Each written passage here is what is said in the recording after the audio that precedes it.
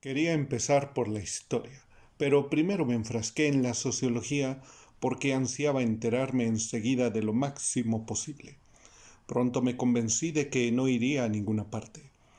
Esta ciencia estaba salpicada de unas matemáticas difíciles, por su especialización, y lo que era aún peor, los autores mencionaban hechos totalmente desconocidos para mí.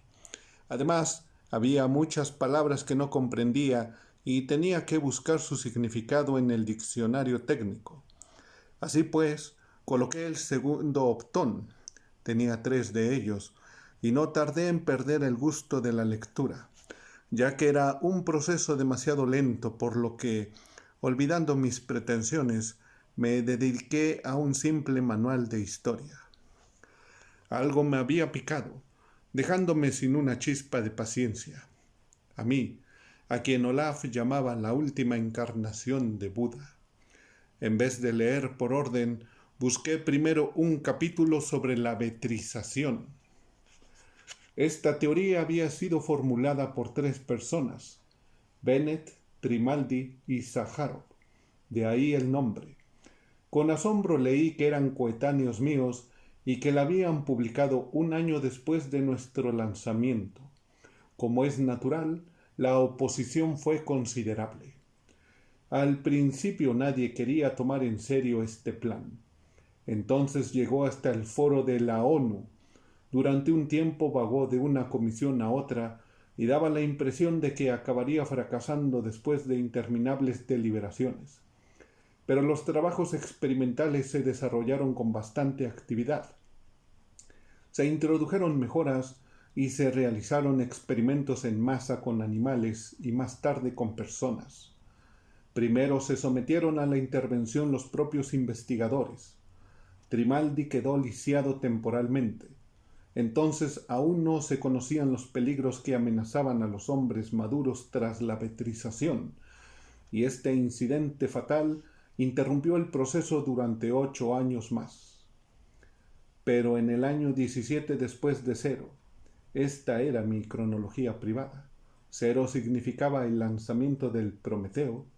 Se decidió implantar la betrización. Tal fue el inicio y no el fin de la lucha por la humanización del género humano, como declaraba el libro de texto. En numerosos países los padres se negaban a que sus hijos fueran intervenidos, y las primeras betroestaciones fueron objeto de reiterados ataques. Muchas de ellas resultaron totalmente destruidas.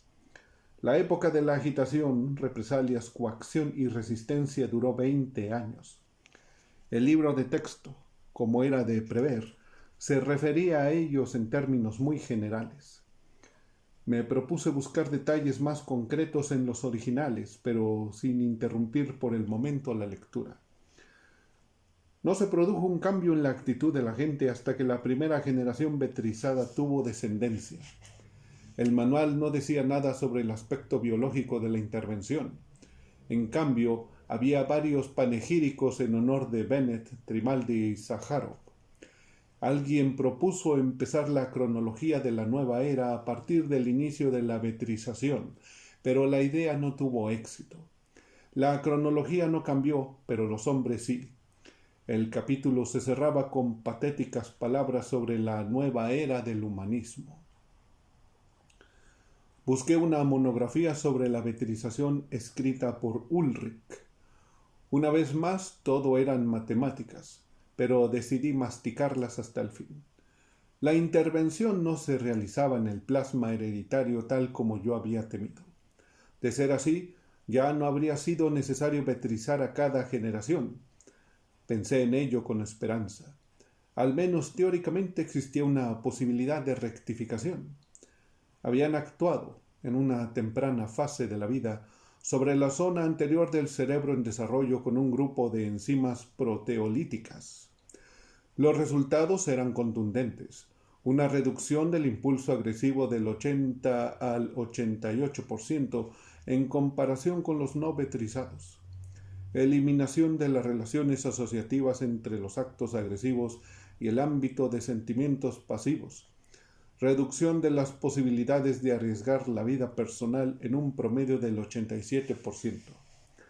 Se subrayaba como el más importante éxito el hecho de que estos cambios no afectaban negativamente el desarrollo de la inteligencia y la formación de la personalidad, y lo que era tal vez aún más importante, que las limitaciones resultantes no funcionaban según el principio de las asociaciones de temor.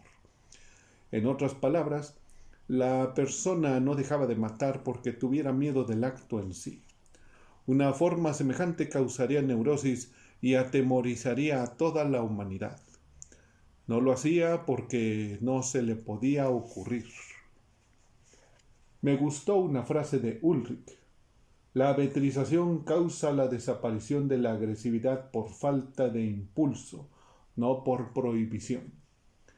Pero tras reflexionar un poco, se me ocurrió que esto no explicaba lo primordial, es decir, el modo de raciocinar de las personas sometidas a la vetrización. Estas personas eran completamente normales y por lo tanto podían imaginarlo todo, incluso un asesinato, que evitaba su realización.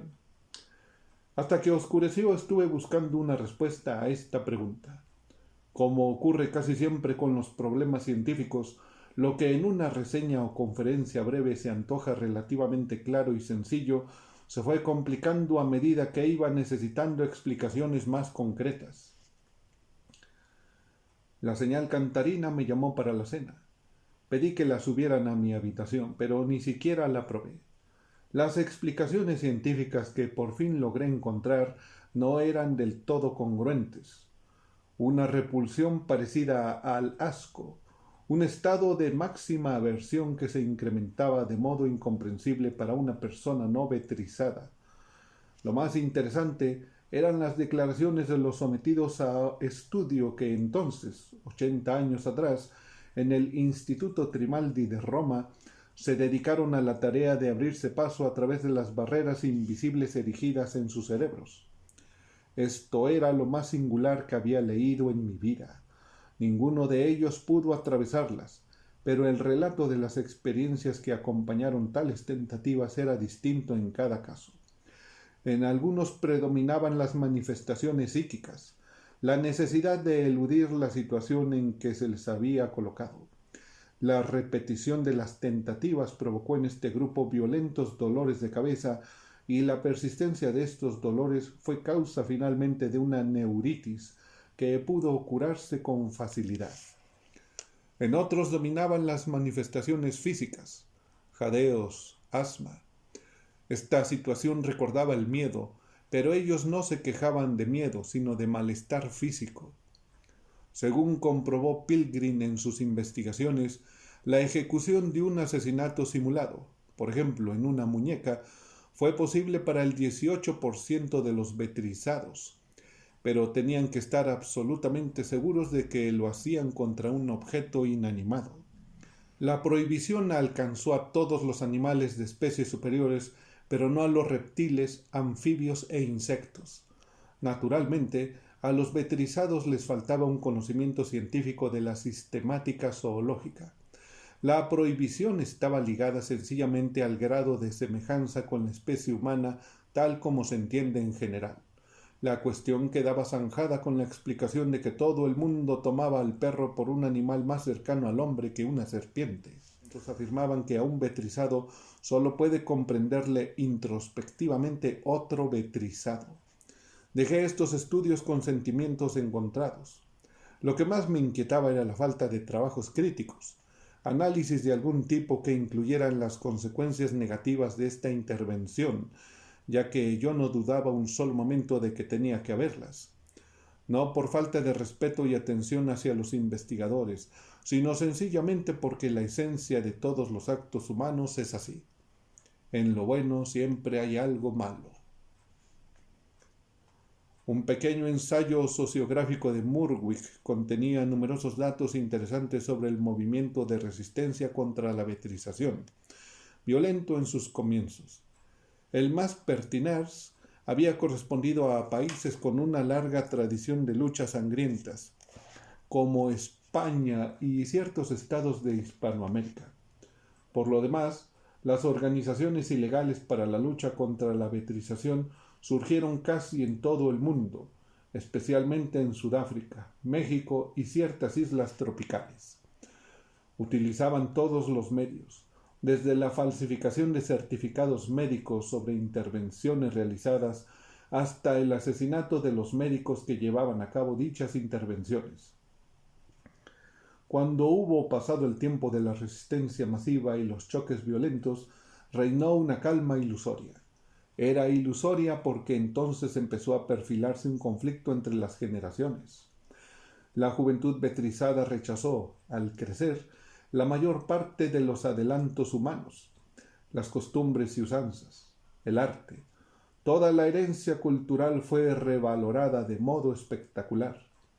El cambio afectó a numerosos ámbitos, desde el erotismo y las costumbres sociales hasta la actitud hacia la guerra. Se esperaba, como es natural, una gran división de los pueblos. La ley no entró en vigor hasta 5 años después de su promulgación. Durante este tiempo se formaron gigantescos cuadros de educadores, psicólogos y especialistas que debían velar por el apropiado desarrollo de la nueva generación.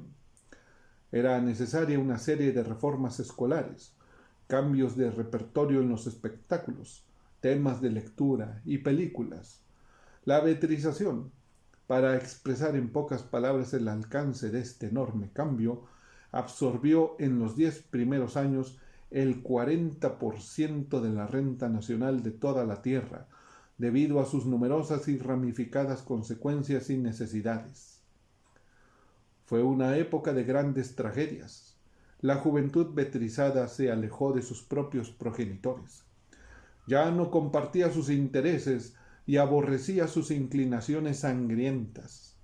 Durante un cuarto de siglo tuvieron que existir 2 clases de revistas, libros y obras de teatro, una para los miembros de la vieja generación y otra para los de la nueva. Todo esto ocurrió 80 años atrás. Actualmente nacían los hijos de la tercera generación betrizada y de los no betrizados solo vivía un número insignificante. Eran ya ancianos de 130 años. Lo que había constituido la esencia de su juventud parecía tan lejano a la nueva generación como las tradiciones de la edad de piedra.